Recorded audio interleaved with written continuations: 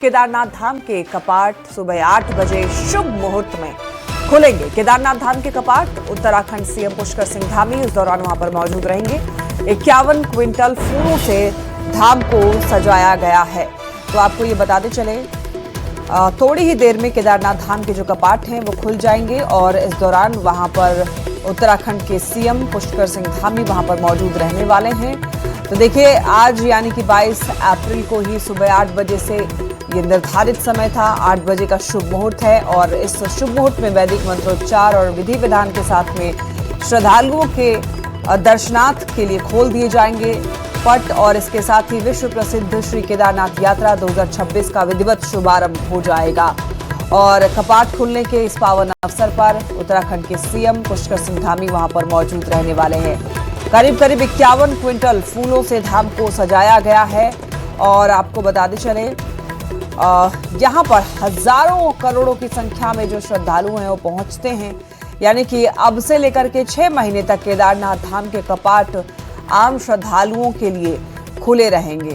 तो 22 अप्रैल से लेकर के 6 महीने तक केदारनाथ धाम के कपाट खुलेंगे दर्शन के लिए और आज भव्य तैयारी की गई है। मुझे एक अवसर मिला है भगवान की कपाट खुलने के टाइम मौजूद रहने का, तो उसके अलावा जो यहाँ पर व्यवस्था है बहुत अच्छी है। केदारनाथ धाम के कपाट दर्शन का मौका मिला है और उसी से ही हमने पूरा रूट प्लान किया था और इस हिसाब से ही चले हैं। और अभी हम यहाँ से आगे बद्रीनाथ धाम जाएंगे और हमारी 4 धाम यात्रा पूरी करेंगे।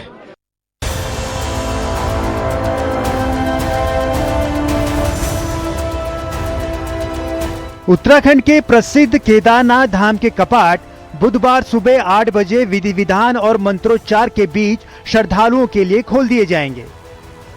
कपाट खुलने से पहले ही धाम में चहल पहल तेज हो गई है और तैयारियां अंतिम चरण में पहुंच चुकी हैं। केदारनाथ धाम को भव्य तरीके से सजाया जा रहा है। 51 क्विंटल रंग बिरंगे फूलों से बाबा के मंदिर का श्रृंगार किया जा रहा है। वहीं स्थानीय कारोबारी यात्रा सीजन को लेकर बहुत उत्साहित हैं। कारोबारियों को उम्मीद है कि इस बार का यात्रा सीजन पिछली बार से भी अच्छा रहेगा। कारोबारी धाम के रास्ते में बर्फ के ग्लेशियरों के बीच अपने जरूरी सामान को किसी तरह धाम पहुंचा रहे हैं ताकि यात्रा शुरू होते ही श्रद्धालुओं को किसी तरह की असुविधा ना हो।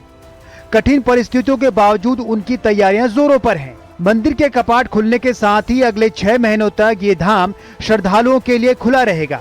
प्रशासन और मंदिर समिति द्वारा व्यवस्थाओं को दुरुस्त करने का काम लगातार जारी है।